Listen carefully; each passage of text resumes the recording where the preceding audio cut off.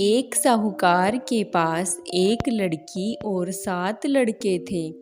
कार्तिक मास की कृष्ण पक्ष की चतुर्थी तिथि को सेठानी और उसकी 7 बहुएं और उसकी बेटी ने भी करवा चौथ का व्रत रखा।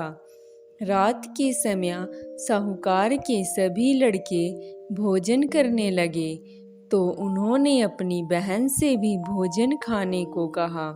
तब बहन ने कहा, भाई अभी चांद नहीं निकला है, जब चांद निकलेगा तब उसे अर्घ्य देकर ही मैं भोजन खाऊंगी। साहूकार के बेटे अपनी बहन को बहुत प्यार करते थे। वो उसको भूखा देखकर दुखी हो गए। फिर साहूकार के बेटों ने एक पेड़ पर अग्नि जला दी। घर आकर उन्होंने अपनी बहन से कहा, देखो बहन, चांद निकल आया है, अब तुम उन्हें अर्घ्य देकर भोजन ग्रहण कर लो। साहूकार की बेटी ने अपनी भाभियों से कहा, देखो चांद निकल आया है, आप भी अर्घ्य देकर भोजन ग्रहण कर लो। उसकी भाभियों ने कहा, बहन अभी चांद नहीं निकला है, तुम्हारे भाई धोखे से अग्नि जलाकर उसके प्रकाश को चांद के रूप में तुम्हें दिखा रहे हैं।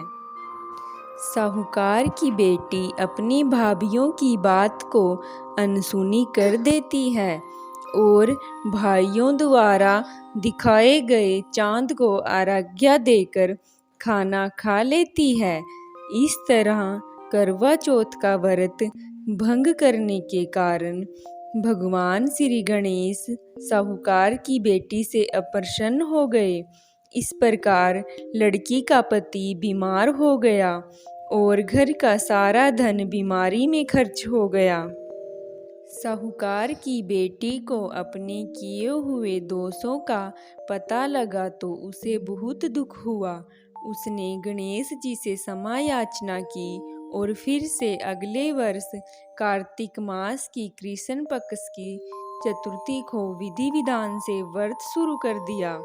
उसने सभी लोगों का श्रद्धानुसार आदर किया और उनसे आशीर्वाद लिया।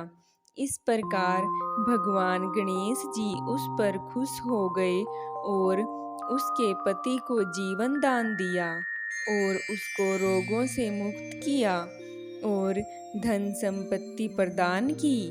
कहते हैं, नारी को अहंकार, छल कपट, लालच को त्याग कर श्रद्धा भाव से चतुर्थी का व्रत करना चाहिए। इससे उसके सभी दुख समाप्त हो जाते हैं और वह खुशी पूर्वक अपना जीवन व्यतीत करती है। जय गणेश जी।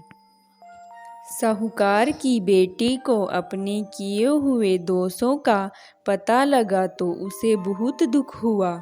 उसने गणेश जी से क्षमा याचना की और फिर से अगले वर्ष कार्तिक मास की कृष्ण पक्ष की चतुर्थी को विधि विधान से व्रत शुरू कर दिया। उसने सभी लोगों का श्रद्धानुसार आदर किया और उनसे आशीर्वाद लिया।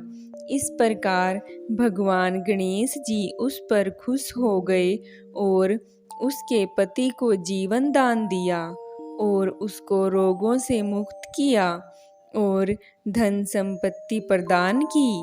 कहते हैं, नारी को अहंकार, छल कपट, लालच को त्याग कर श्रद्धा भाव से चतुर्थी का व्रत करना चाहिए।